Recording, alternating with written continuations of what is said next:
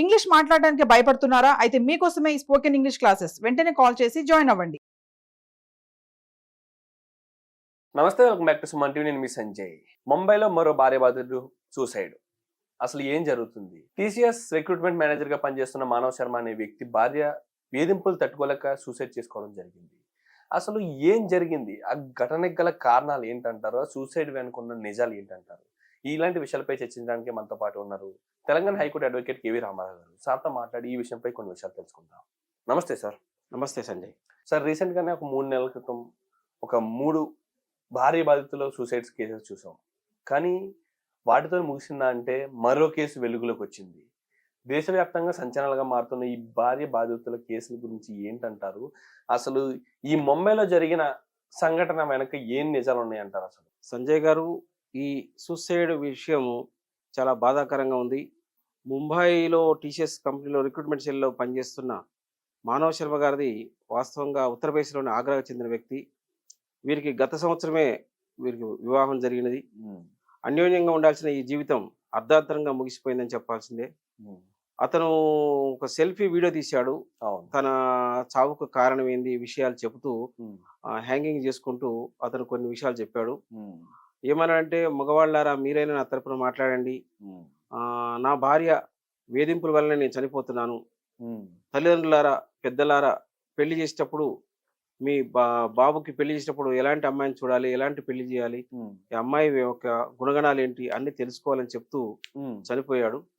కానీ చాలా బాధగా ఉంది, ఘోరంగా ఉంది ఈ విషయం.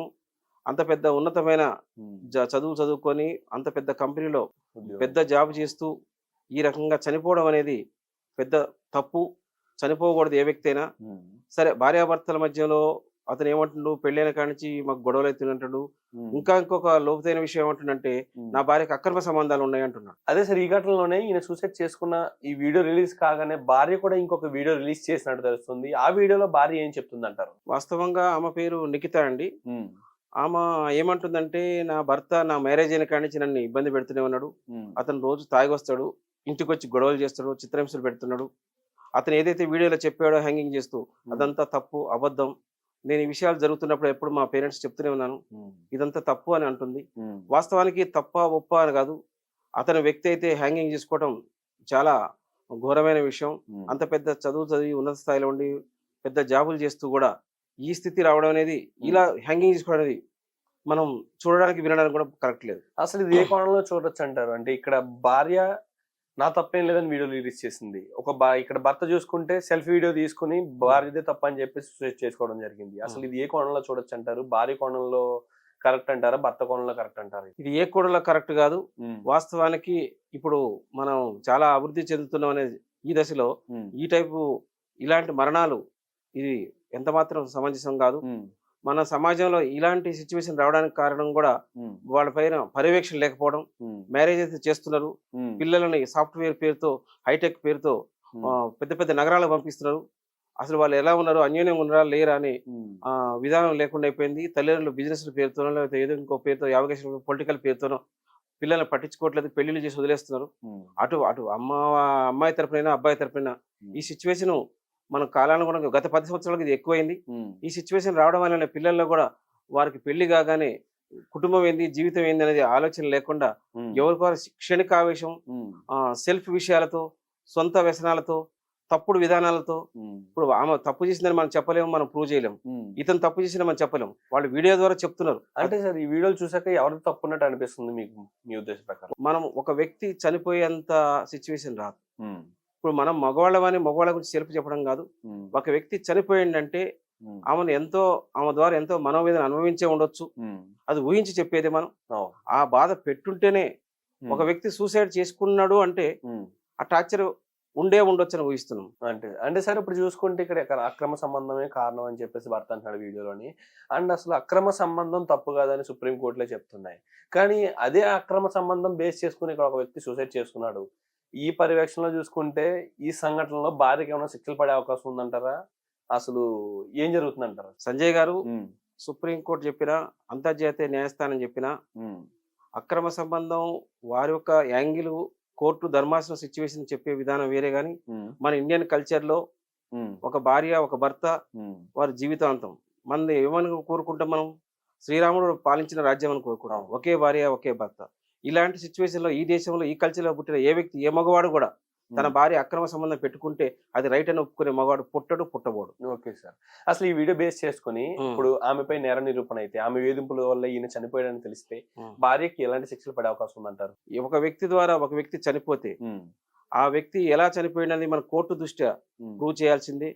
శిక్ష వాళ్ళకి జీవితకాల శిక్ష పడొచ్చు, లైఫ్ పడొచ్చు, 10 ఏళ్ల శిక్ష పడొచ్చు. అది మనం ప్రూవ్ చేయాలి. ఓకే. నిజంగా అక్రమ సంబంధం ఉందా లేదా, అసలు వాళ్ళకి సంబంధాలు ఉంటే ఎలాంటి సంబంధాలు ఉన్నాయి, వీడియో ప్రూఫ్ ఉందా, ఏ ప్రూఫ్ ఉంది చూపించాలి. ఇదే సంఘటనలో సార్ భార్య ఇలా వేధించినప్పుడు భర్త ఏం చేస్తుంటే బాగుండు సూసైడ్ కాకుండా అసలు లీగల్ గా ఎలా ప్రొసీడ్ అవుతే మంచిది అంటారు మీ ఉద్దేశం ప్రకారం? సంజయ్ గారు మంచి క్వశ్చన్ అడిగారు. వాస్తవానికి ఏ వ్యక్తి కూడా చనిపోయే అర్హత లేదు, రైట్ లేదు. చనిపోవడం అనేది పెద్ద బ్లండర్ మిస్టేక్.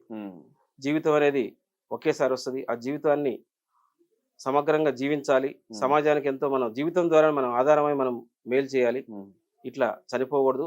ఒక వ్యక్తి తన భార్య తప్పు చేసింది అనుకుంటే, తప్పు చేస్తుంది అనుకుంటే ఆమెని మందలించాలి, అడగాలి, వాళ్ళ పేరెంట్స్ చెప్పాలి. అతని భార్యని ఎవరైతే ఇబ్బంది పెడుతుండో వాడి మీద క్రిమినల్ కేసులు పెట్టాలి.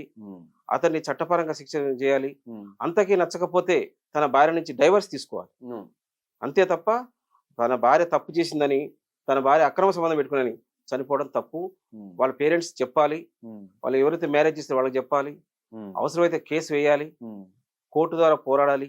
అతను ఇబ్బంది పెట్టిన భార్యకైనా, ఆ భార్యతో అక్రమ సంబంధం పెట్టుకుని వాడికి కూడా శిక్ష పడేలా చూడాలి తప్ప ఈ చనిపోవడం శుద్ధ తప్పు. సార్, ఈ సంఘటనలో తల్లిదండ్రుల బాధ్యత ఎంత ఉంది? తల్లిదండ్రుల పాత్ర ఎంతవరకు ఉందంటారు అసలు ఈ సంఘటన జరగడానికి గల కారణాలు? వాస్తవానికి పాపం ఆగ్రాకి చెందిన మానవ్ శర్మ ముంబైలోని ఒక పెద్ద అత్యున్నత కంపెనీలో జాబ్ చేస్తూ తన భార్య అక్రమ సంబంధం పెట్టుకుంది. అది చూడలేక ఆమె పెట్టే బాధలు భరించలేక ఒక సెల్ఫీ వీడియో చేస్తూ హ్యాంగింగ్ చేస్తూ చనిపోయిన ఆ వీడియో చూస్తే చాలా హృదయ విదారకంగా ఉంది. ఇలాంటి సంఘటనలు జరుగుతూనే ఉన్నాయి. మనం గత 10 సంవత్సరాలకు ఇవి ఎక్కువైనాయి. దేశవ్యాప్తంగా అనేక రాష్ట్రాల్లో కూడా ఈ టైపు భార్య భర్త తప్పులు చేయడం, వాళ్ళు సూసైడ్లు చేసుకోవడం. ఇంకా ఇంకా విషయం ఏంటంటే మనకు తమిళనాడు విషయం అయితే, కర్ణాటక విషయం అయితే వాళ్ళు పెద్ద పెద్ద మంచి కంపెనీలో పనిచేస్తూ ఆ భార్యలు భర్తలను మోసం చేస్తూ, కొంతమంది దుర్మార్గులతో వాళ్ళు అక్రమ సంబంధాలు పెట్టుకుంటూ భర్తల్ని వేధిస్తూ, భర్తల యొక్క ఆస్తులను అమ్ముతూ, భర్తల్ని బజారు పాలు చేస్తూ కొంతమంది లేడీస్ ప్రవర్తిస్తున్నారు. దానివల్ల చాలా కుటుంబాలు చిన్నమైనవి అవుతున్నాయి. చాలా కుగ్రామాల నుంచి పెద్ద పెద్ద పట్టణాలకు వచ్చి జాబ్ చేస్తూ తమ కుటుంబాన్ని నిలదీస్తూ సమాజంలో ఉన్న స్థితిలో ఉన్న చాలా కుటుంబాలు ఇబ్బందులు పాలవుతున్నాయి. మనం ఏ భార్యకి సపోర్ట్ చేయట్లేదు, భర్తకు సపోర్ట్ చేయట్లేదు. అక్రమ సంబంధాలు తప్పు. ఏమైనా ఇష్యూస్ వస్తే పెద్దల ద్వారా పరిష్కరించుకోవాలి. అంతకు నచ్చకపోతే కోర్టుల ద్వారా డైవర్స్ తీసుకోవాలి. ఇలాంటి సంఘటనలు జరగకూడదు. జరుగుతున్నాయి అంటే ఆ కంపెనీ యొక్క మేనేజర్, కంపెనీ యొక్క స్థాయి, ఆ యొక్క మేనేజ్మెంట్ పర్యవేక్షణ చేయాలి. ఎవరైతే తప్పులు చేస్తారో ఆ కంపెనీలో వాళ్ళపై చర్యలు తీసుకోవాలి. అదేవిధంగా పోలీసులకు కేసుకి అప్పచెప్పాలి. అంతే తప్ప ఎవరైనా భార్య అయినా భర్త అయినా మనం ఎవరిని సపోర్ట్ చేయట్లేదు. అక్రమ సంబంధాలు తప్పు. భర్తలు చనిపోవడానికి కారకమైన భార్యదైనా తప్పే, భర్తదైనా తప్పే. Absolutely sir. Thank you sir. Thank you very much sir. అండి ఇలాంటి సంఘటన ఇంకోటి జరగకుండా ఉండాలని కోరుకుంటున్నాను. అండ్ అలాగే భార్య బాధితులు పెరగకుండా ఉండాలని కోరుకుంటున్నాను. And absolutely thank you sir. Thank you very much. Right Sanjay.